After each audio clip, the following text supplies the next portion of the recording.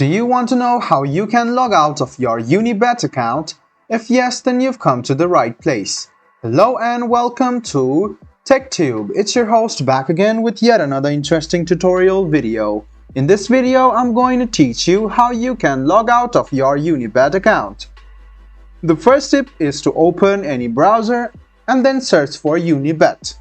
Then go to unibet.co.uk and log into your account.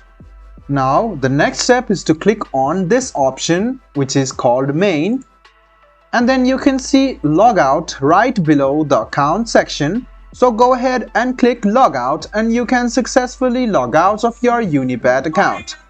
So let me teach it to you again.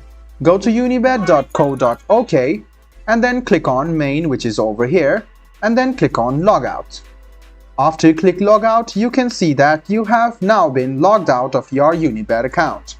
I hope this video was helpful for you.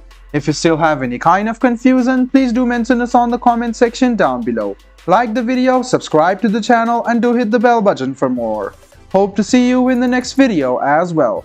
Until then, goodbye, take care, and make sure you enjoy.